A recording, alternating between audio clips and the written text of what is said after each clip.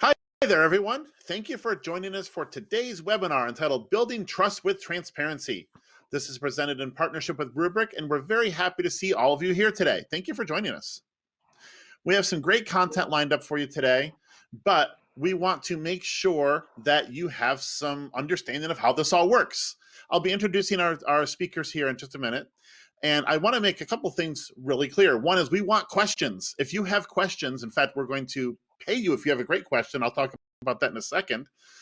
Please ask them in the questions pane on your screen. It's a Q/A at the bottom of your console. There's also some great handouts that you see over in the handouts section of the screen, including an ebook, 5 Keys to Mitigating Data and Risk by Rubrik. This is a Guerrilla Guide book that they did with Actual Type Media, and it's a great read. You'll see an invitation to the Guerrilla Guide Book Club, as well as all of our ATM prize terms and conditions, which is important to making sure that everybody understands what the rules are there. As for prizes, we will be handing out a $300 Amazon gift card at the end of today's event. So please make sure you stick around, and we'll be giving away that gift card at the end of the event. And as for me, I'm Scott Lowe. I'm with Actual Tech Media, and I'm happy to be here with all of you today. As I mentioned, we're going to be giving away a prize to the best question. So if you ask the best question, we're going to award you a $50 Amazon gift card. The prize winner will be selected and contacted after the event. We don't announce those live because we have to go through the questions. And you still have to meet our prize terms and conditions, so please make sure you review those using the link on your screen. But please ask questions. The best question will get a $50 Amazon gift card. And without further ado, I'm going to introduce today's speakers. First, we have Sri Aithal, who is the information security and who works in information security and risk at Rubrik. And we have Vinitha Varadarajan, who is the head of governance, risk, and compliance at Rubrik.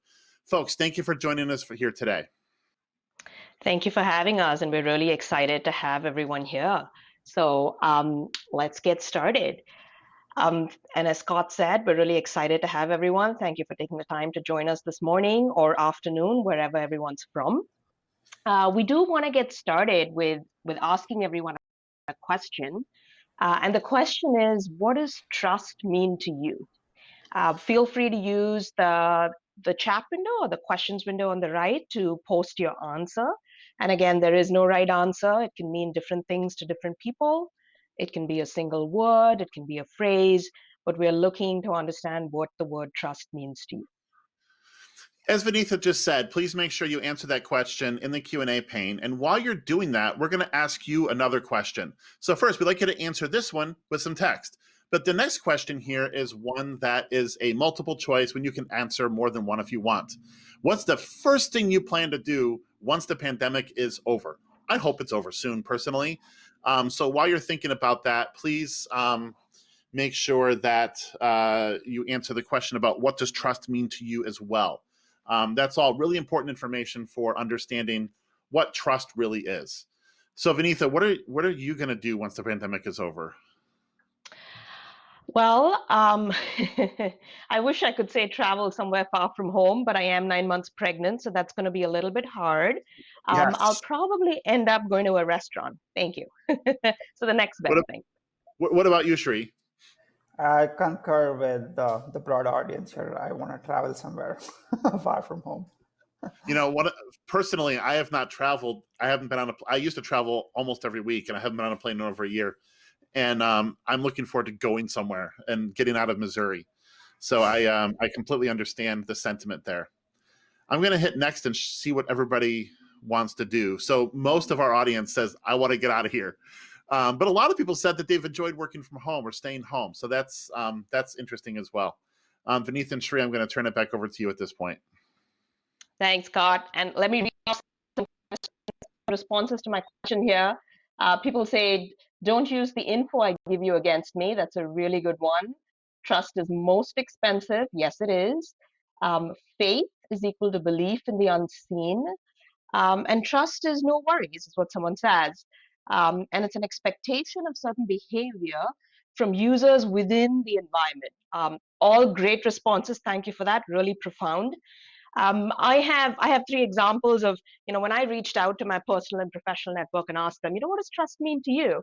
One of the more profound responses I got as well is that trust is symbiosis. If you look at this, you see the sea anemone and you see the clownfish, and they have a really symbiotic relationship, and there has to be trust baked in there in order for them to have this symbiotic relationship, right? So I thought that was a pretty cool response for trust. The other response that I got was trust is teamwork, whether it's at home, whether it's at work. I had to throw this in there. I'm a huge tennis fan. I'm a huge Novak Djokovic fan, and he just took his 18th Grand Slam title this Sunday, if anyone saw it. And really, just any athlete in this world, they depend on their team. They trust their team, and their team understands every fiber of how they operate, right? So trust is certainly teamwork as well.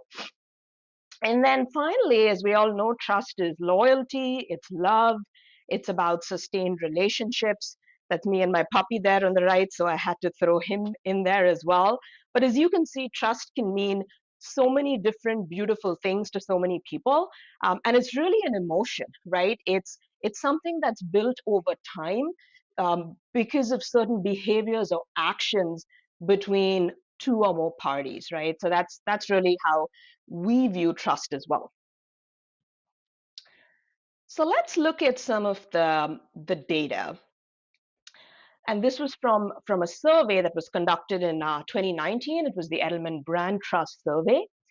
And as you can see, only from the respondents of the survey, only about 39% of the people believed that technology companies put the welfare of their customers ahead of profits, right? And then you can see that a large percentage of the people, about 80+%, say that trust is really important before they buy products, right? However, only a third of those people said they actually trust the brands they buy from, right? And then when we think of companies that have either knowingly or unknowingly exhibited unethical behavior or been involved in a breach or scandal, 45% of consumers say they'd never trust that brand after that. And 40%, almost half, said they'd actually stop buying from that brand. But there's some good news, right? I think the good news is at the end of the day, and again, we're Shri and I are security people here. We probably have a lot of people in either security or IT on this call. When we think of bad things happening, we think of a security breach, we think of an incident, and really what consumers say that there is good news, because on the heels of an incident, if the company or the organization actually responds and reacts ethically and transparently with open communication, 85% of customers are more likely to trust that brand, right? I'm sure you guys can think of this as well. I can think of several examples of breaches that have occurred over the years where you have good examples of how people have responded to it and not so good examples, right? And talking about incidents, I think in this day and age, as we've all heard the phrase, it's not about if a company will get attacked or hacked, it's about when, right? We all know that ransomware attacks have been on the rise for a few years now, and they've gotten increasingly worse, both in terms of their frequency and complexity over time, right? This also calls for organizations to have a secure and resilient platform for managing their data, because it's really not about if, it's about when, right? Preparedness, we've seen that companies that have been more prepared and more resilient to attacks, and companies that have invested in resilient capabilities have actually done much better, right, coming out of an attack. And these capabilities have never been more important. And with that in mind, let's look at a recent case study at the city of Durham in North Carolina. So the city of Durham is actually a customer of Rubrik, and they suffered a really public cyber attack. They were attacked by ransomware that actually affected their entire network. And in the absence of a secure data management solution, they would have likely lost all their data and lost public trust.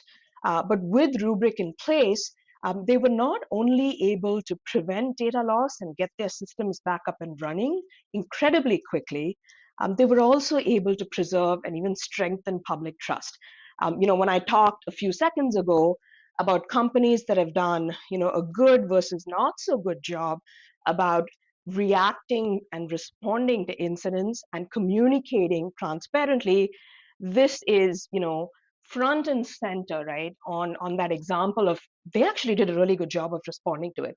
So the CIO was actually, happy with the solution they had, and he did a really good job communicating this as well, right, once they were attacked. And it was also a testament to the fact that, when you pick your backup solution, there are many out there. You want to pick a solution that's actually immutable to the point where your backed up files can't be changed, because these days, as people probably know, attackers are not just attacking live data, they're attacking backed up data, right? And so it's really important for that backed up data to be immutable, right? So this was an example of an attack where, they had a data management platform and they actually came out of it fairly unscathed. So let's talk about what trust means to Rubrik. At Rubrik, customer trust, and this is how we look at it internally, it's an orchestration of teams that come together to deliver secure enterprise product and data management capabilities in order to provide a trusted platform for our customers and partners to engage with, right?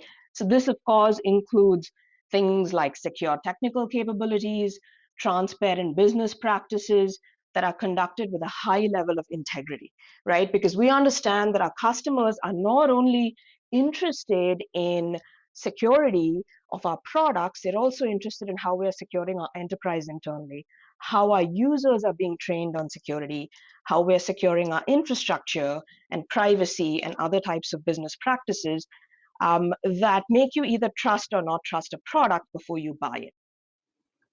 And interestingly, so, as most of you on this webinar probably know, Rubrik is a fairly young company. And when we first started, when we set up our security organization, customer trust was actually one of the first few functions that we focused on, simply because transparency was really important to how we did business, and it continues to be that way. And we also understand how important security and privacy is to our customers. So, while we put in other capabilities, customer trust was definitely front and center. I'm going to turn it over to Shri to get into the nuts and bolts of what our customer trust function actually entails. Yeah, thanks, Vinitha. So customer trust for us here at Rubrik, it's a combination of various elements and organizations, including security. While we understand that customers predominantly care about how security is integrated into our products, what features are we offering, and the infrastructure that they're hosted in, we also understand that they're interested in security of our enterprise and internal systems. So for us here at Rubrik, customer trust is made up of a number of elements that include privacy, assurance, legal, and it also encompasses compliance to regulations as well as various product certifications. So our products are independently certified with a lot of these regulatory compliance standards. We work very closely with legal to ensure that we fulfill our contractual obligations, especially related to security and privacy. We also believe that the understanding of a customer needs as well as operating transparently as a business is key to sustain trust with the customer.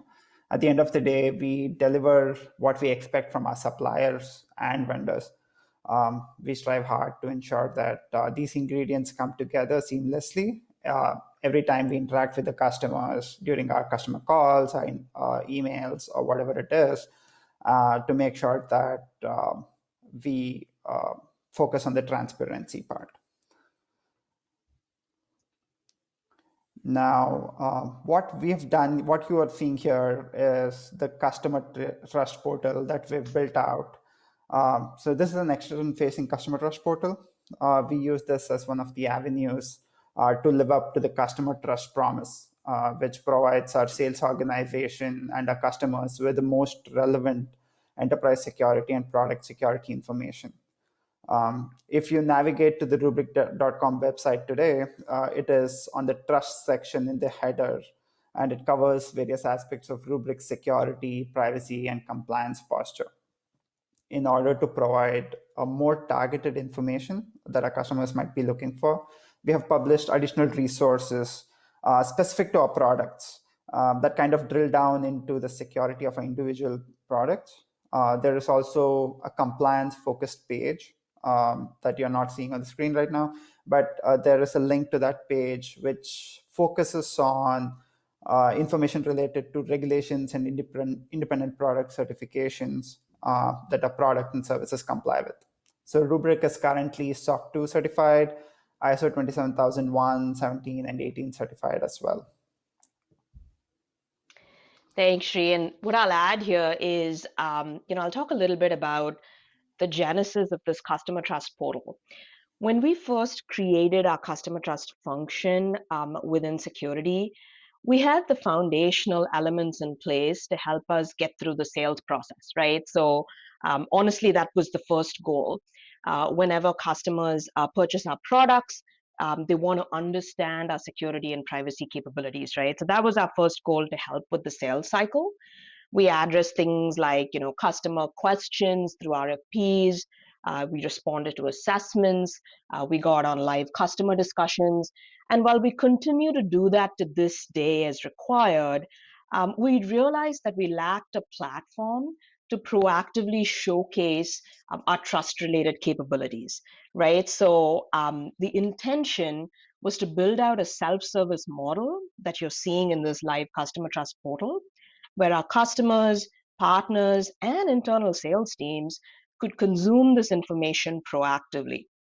Now, that's what inspired phase one of this portal, behind which we plan to, put in other capabilities.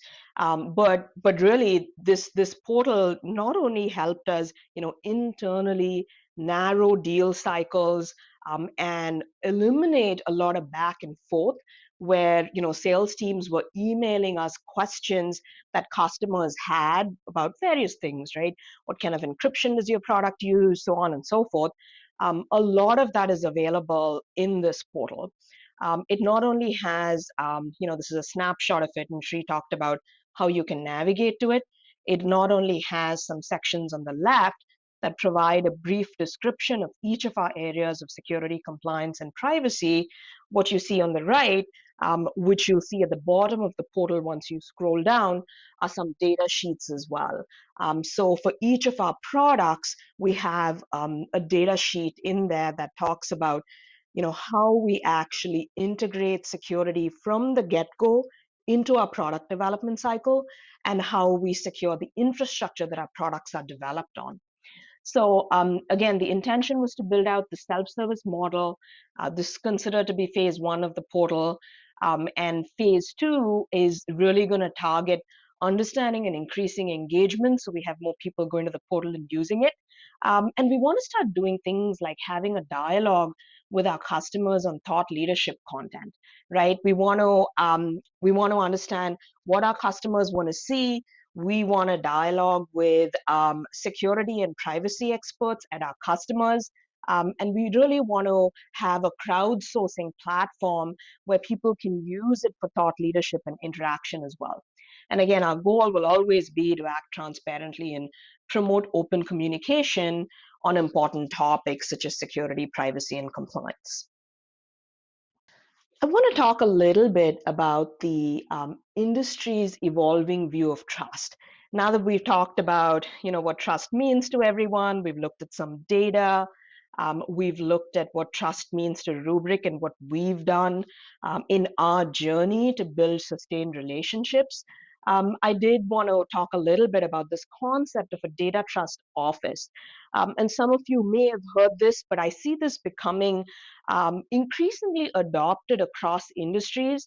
And one of the industries that I can think about that's adopting it quicker than others is specifically in travel and retail. If you think of those companies where you can go online and book to stay in someone's apartment and things like that, a lot of companies didn't realize that their business model has essentially made data the focal point of their top line growth, right? And it's been interesting because some companies have intentionally understood the importance of data, but in this day and age of connectedness, of consumerization, of consolidation, we all know that data has become the focal point of how we do business. And this deluge of data has really brought about an interesting conundrum, right? As you can imagine, on one side, it's interesting because it increases the risk and the liability that companies need to take on because they're suddenly dealing with this deluge of data, not all of which belongs to them. A lot of this data is created and consumed, created by either customers or partners or vendors, and companies end up having access to it, right? So that clearly increases the risk and the liability, whether it's regulations that are coming up that they need to comply with, or just purely increasing risk within their organization, right?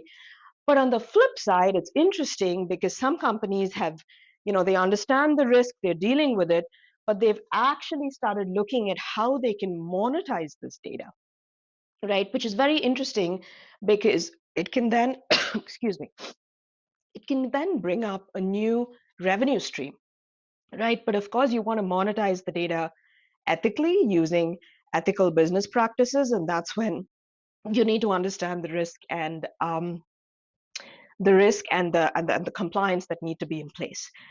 So this concept of a data trust office is quite interesting because what this data trust office is charged with is to really enable these data monetization strategies.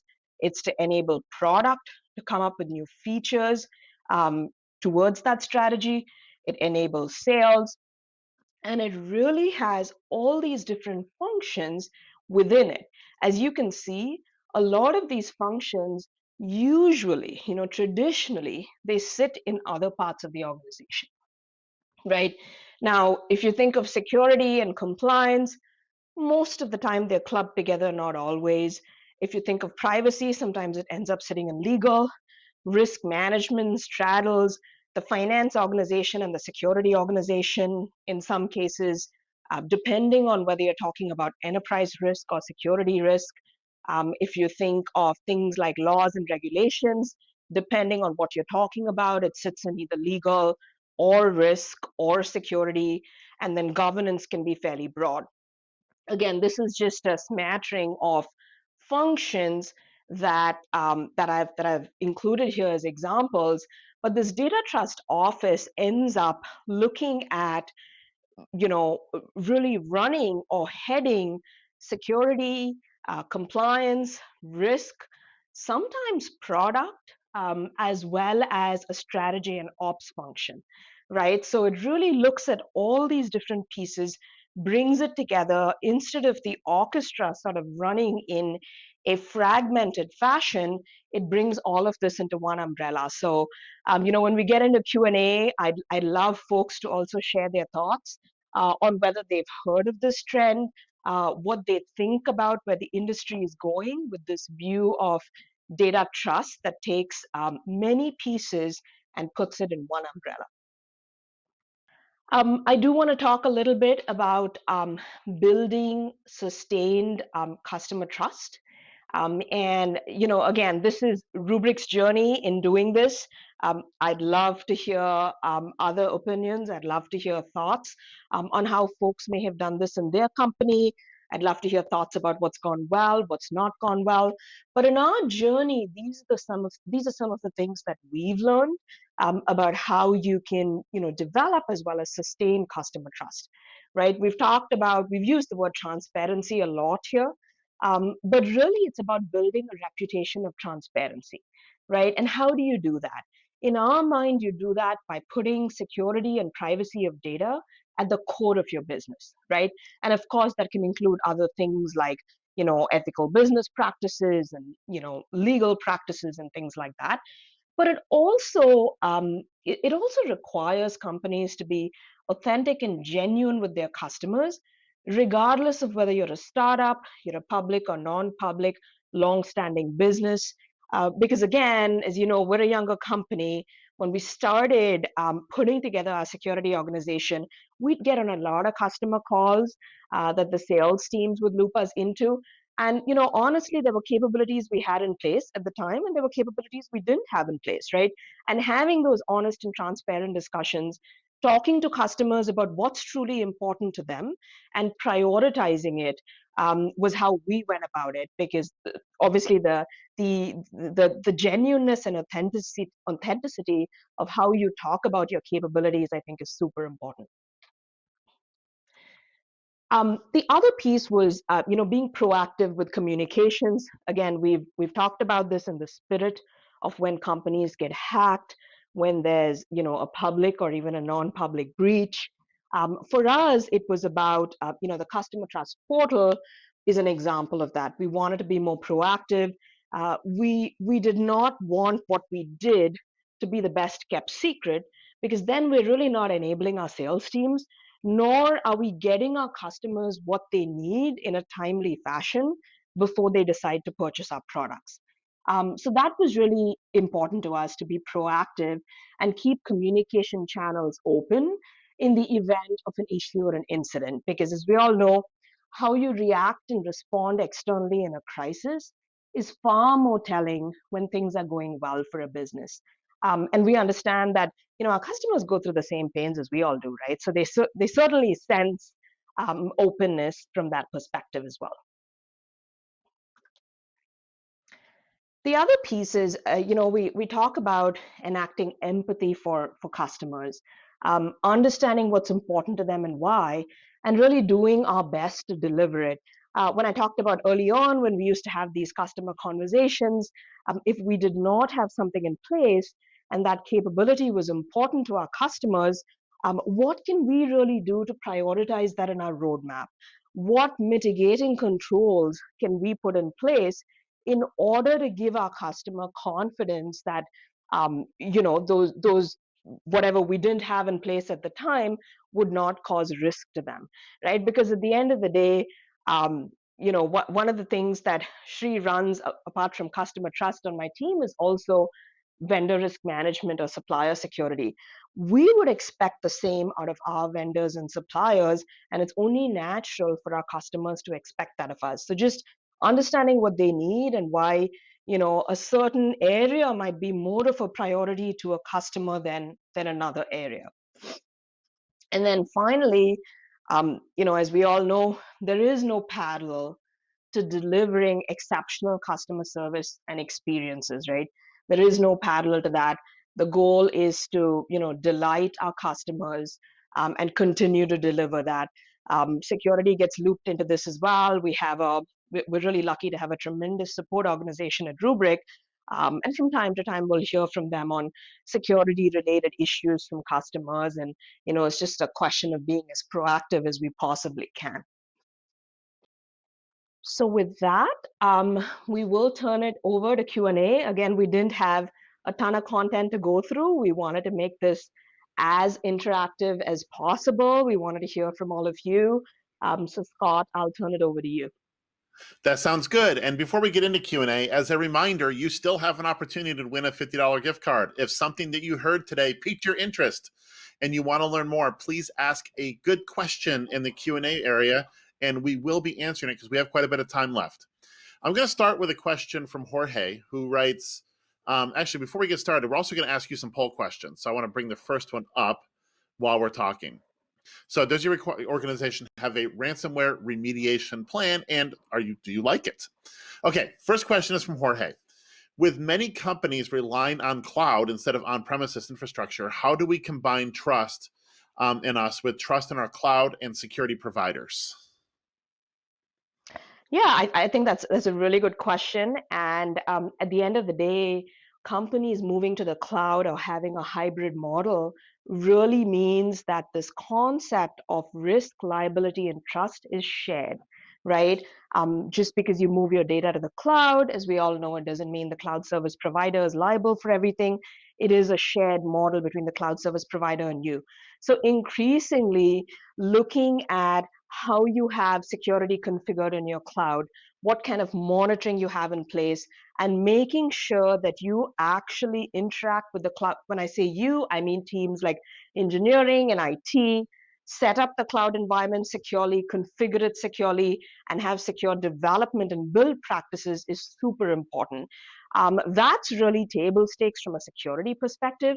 Now, from a compliance or assurance perspective, to give your customers that level of assurance, there are obviously certifications out there that you can go after, right? One that comes to mind is the ISO 27017. That is specifically a cloud security certification where you can bring in independent auditors to assess that you have secure practices. Excellent. We have another question from Kimberly. This is a question that's sort of the age-old IT question too, which is, how do you get buy-in from stakeholders who assume that because something works, we don't need to spend money on it? That's interesting. So I will answer it from a security perspective as well, and because I think we have this challenge in security, right? Because obviously, when everything's going well, IT and security teams don't get a thank you and they don't get a pat on their back, as we all know. It's only when things aren't going well or when there's a crisis is when we hear from the organization, right? So I really think buy-in is about, I mean, truly making sure your executive team and the board understands how critical IT infrastructure and security capabilities are to your top and bottom line, right? Because I think if the industry continues to view IT and security as a purely G&A function, that's where the issue is. And traditionally, what's happened is companies have tended to invest more in securing and protecting and locking down their data, and they've sort of ignored investing in capabilities around what do we do when we get hacked, right? But that's becoming an increasingly important area. And I will say that over the last 5-8 years, boards have understood that. I think things like getting your CIO or chief security officer to go in front of the board every so often, it can be every quarter, to really talk about what we're doing with our security program, how it impacts our top and bottom line, and being able to help them understand why they need to make the investments they do is huge, because it's really hard to quantify, as we all know. When we get breached, this is what it's going to cost us, right? So it's more about risk avoidance in terms of a breach than anything else. It's a hard one, but I will say that I've seen things change regardless of the size of the company, where boards seem to understand that companies that have done a good job of having a security focused board member, I think have gone a long way in investing further in IT and security capabilities. Excellent. I'm going to bring up the results for the first question that we asked here so people can see it. Basically, about 39% say they have a plan and they're confident in it. And the remainder say they either have a plan and it's not as strong as they'd like it to be, or they don't have a plan right now for ransomware recovery. And the event that something unfortunate happens in regards to ransomware. I'm going to bring up the next poll question while we take our next questions. And the question And we're Scott, going to ask as you do that, I'll say that react again? real quick to the results. I was just going to say I'll react real quick to the results of this poll question. I will say that it's not unusual to see something like this, right? Especially see numbers in the high 20s even for we don't have anything in place. Again, it goes back to what I talked about. Companies are slowly starting to invest in resilience and preparedness capabilities. So while we're probably looking at this and saying, why do some companies not have this in place? It is pretty common to see this. And I'll bring our next question up, which is, what are you using for long-term backup storage? This is a multi-select, so please choose all or none, as the case may be. And if you're not using anything for long-term backup storage, just don't answer the question. All right, so our next question comes from Katina. And she says, is there a recommendation of what to look for in a cloud provider for those specifically in law enforcement, especially in cases of case-sensitive information? And I probably Yeah, that's this is interesting. data protection and trust. Yeah, so one thing I'd say is if you want a really secure and compliant cloud service provider. Again, there are different levels of certifications they go after to be able to provide that level of assurance. I'd say one of the most rigorous certifications out there is the Fedramp certification, right? So a lot of federal entities will actually look for Fedramp certified cloud service providers to give you that level of assurance. In the absence of that, I'd say, making sure that your third-party risk management organization has the right questions related to cloud security baked in. And Shri, I'll even punt it to you. I know you've sort of created our third-party risk management questionnaire, right? Do you have anything to add on specific capabilities that we look for in our cloud service providers that we do business with? Yeah. So what we do is, since I manage both customer trust as well as supplier security, I kind of get a sense of what the federal customers are looking for, not just our federal customers, but customers in various sectors. So what we try to do is incorporate those requirements in our questionnaires to our suppliers, to our cloud service providers, or any of our vendors, right? So we make sure that we cover those areas. We make sure that they comply with some of the regulations that the customers are looking for. So that's kind of, we have this whole feedback loop going on, which I think works well. And I think understanding the privacy of data is important too, right? Because as you alluded to, Scott, the data protection aspect of this is important because I think I heard case-sensitive data, right? So understanding not only how do they secure their infrastructure, how do they protect their data, and understanding the privacy practices they have in place. I think the questions are always a little bit nuanced depending on your organization and your needs. Absolutely. Yeah, and every industry is going to be different, right? Yep. Okay, so we've got some more. Before we go on to the next question, I want to bring up the results of this one. So, lots of you using disk, lots of you using cloud, and how many years have we heard tape is dead? Well, it's not. So lots of you are still using tape as well. And I'm going to bring up our next poll question while we take some more questions.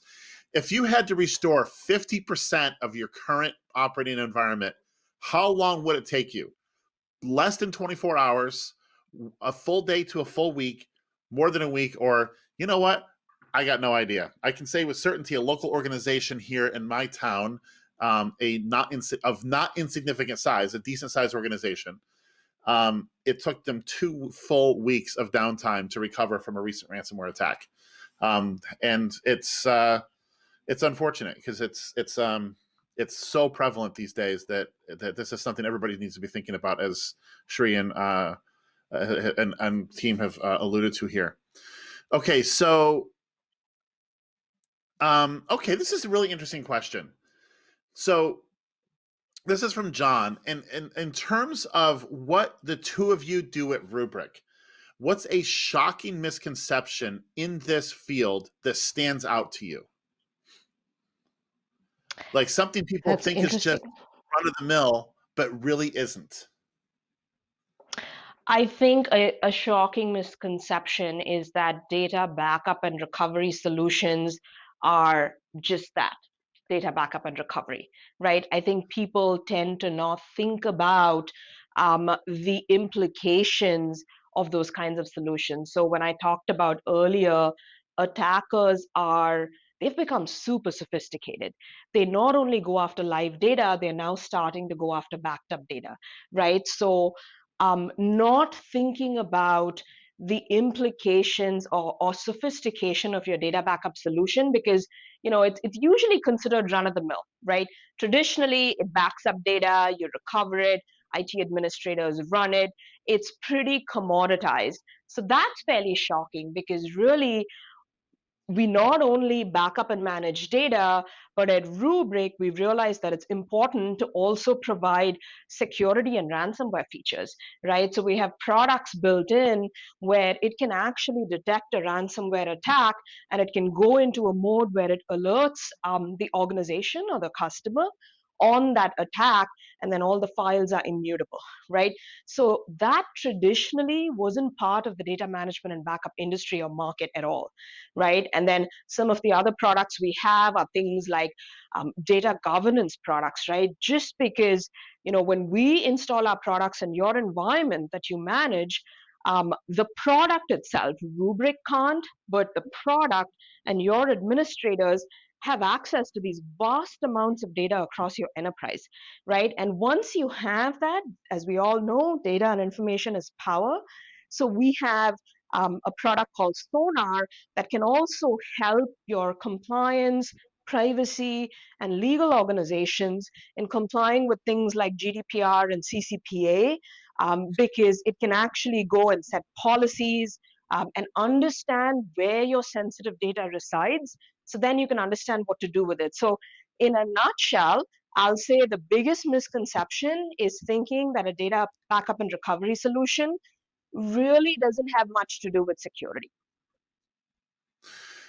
Yeah, that's interesting. And I've seen that in some of my work as well. It's and going back to your early statement about backup and recovery, I've seen a lot of organizations, and I'm sure you have, focus on backup but not recovery, and I think that's the point you're trying to make, right? The focus on backup, even if they focus on recovery, Scott, they don't focus on all these extended capabilities in terms of security, right? They don't really think Right. security because they're so busy administering that environment, but that data can get compromised as well. So I'm going to ask a question. Do you think that data protection in this context should actually be a security function rather than a traditional standalone function that it has been? I think so, and that was, when I went through the content, I talked about this concept of a data trust office, right? Right. Those kinds of, let's call them Uber functions, are becoming more prevalent because they are pulling in areas like data protection into the broader, not just security, but security, privacy, compliance, risk umbrella, right? So I absolutely think it's a security function, but again, it's an orchestration of security, IT, owners of the data across the organization.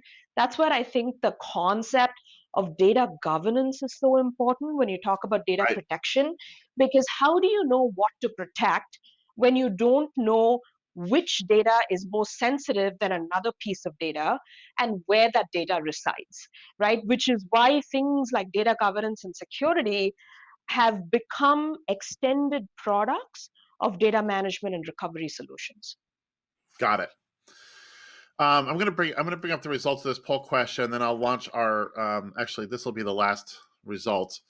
So about 26% of you could do it in a day, 35% in a week, and the rest of you, it's going to take a week or more, or you have no idea. And that last column is actually the one that's probably the most concerning, that we really don't know. And that's when it comes to risk management, that would seem to be a big area of concern for organizations. It would seem. All right, we have more questions. Let me get the next one here. So, who actually? This is going to go to a little bit of what we just talked about, but who does the data trust office report to in an organization, in your opinion? Yeah, so that's really interesting. I think there are a couple of options there. I think one is they can report into something like a legal or trust function if the organization has chosen to have its data trust office focus more on risk, security, and compliance capabilities. But on the flip side, it can also report into product, right? Because at the end of the day, if you want to be able to monetize the data that you have access to, but obviously also solve for risk that brings to you, you want to be strategic about it. and you want that data trust officer, if you will, to report into maybe like a strategy function that sits in business strategy, or the head of product, like the chief product officer. And what do you think are some of the reasons that that businesses might not have like a customer trust portal? Like, what roadblocks do they need to clear to get something like this deployed? What are the big hurdles they got to jump over?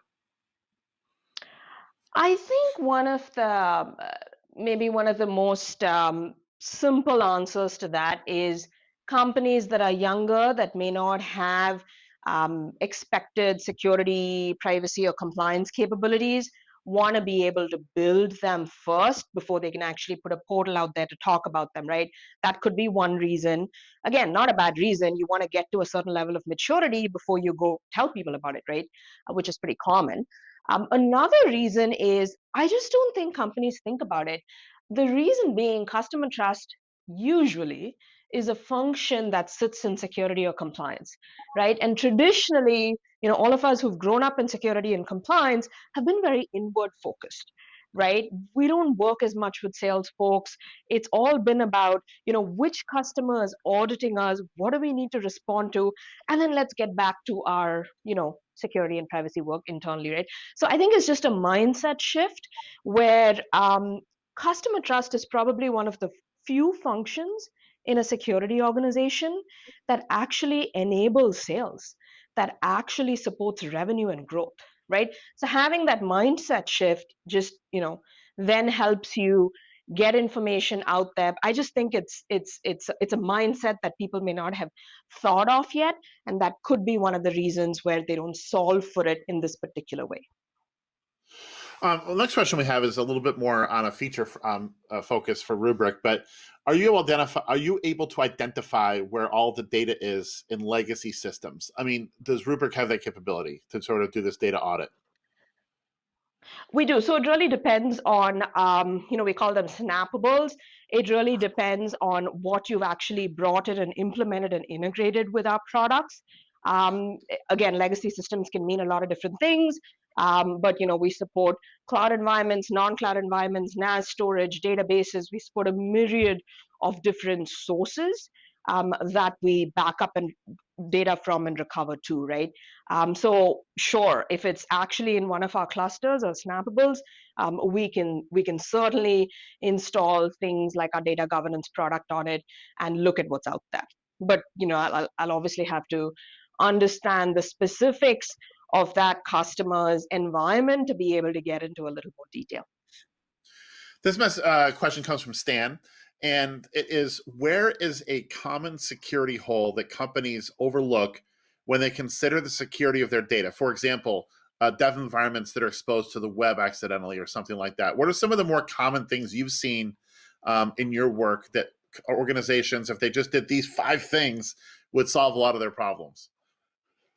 Yeah, I mean, and I think the answer is in a question someone had a few minutes ago. I think it's cloud. I think as companies move to the cloud, what happens is in the rush for product and I'll talk about it in terms of tech companies here. In the rush for product and engineering teams to get product out, they spin up these cloud instances. And if security doesn't have a good relationship with them, good oversight, good policies and standards and enforcement in place, I sort of call the cloud the wild, wild west, right? So, things like administrators end up having extremely unnecessary access to cloud environments, right? Where it's configured in such a way where it's either all or nothing.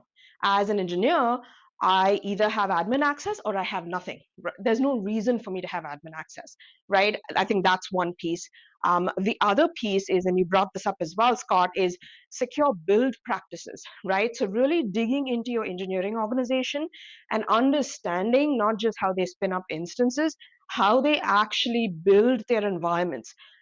How much of it are they exposing to the internet? Does it need to be exposed to the internet? How are you stopping that? I think those are all, and it's all related to the cloud, and you can call it, cloud access governance. I think that's a gaping hole, and companies are still trying to grapple with that, because I think things like product security and enterprise security have been around for a while, but really building your cloud environments securely and having the right monitoring capabilities from the get-go will go a long way.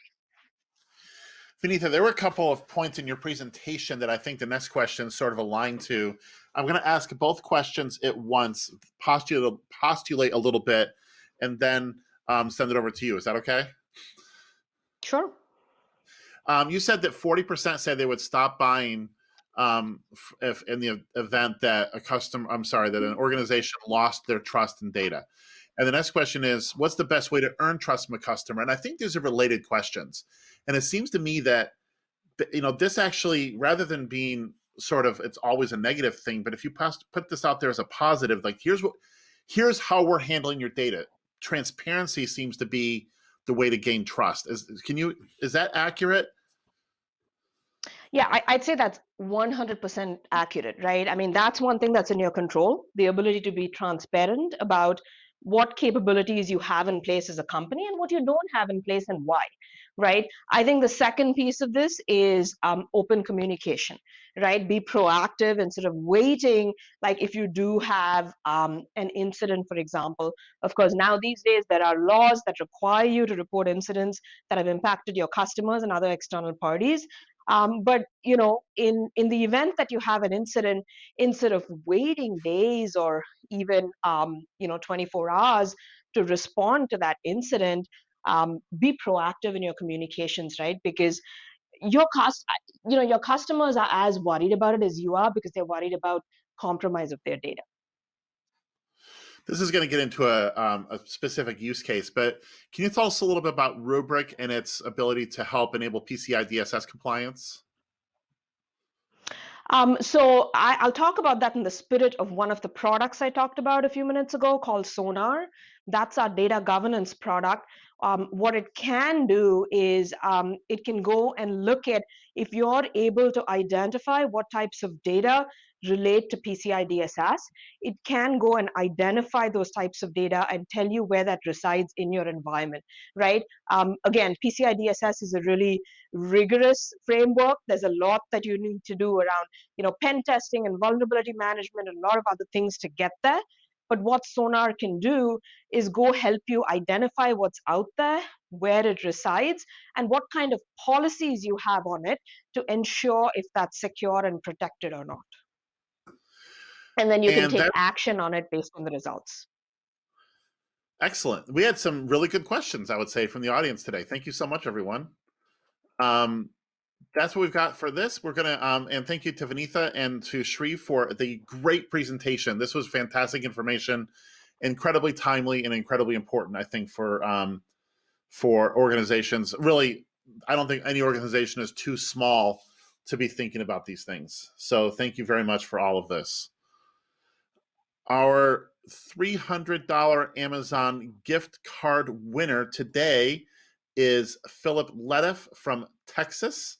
Philip, thank you, and thank you for joining us today, and thank you to our entire audience for joining us for today's event.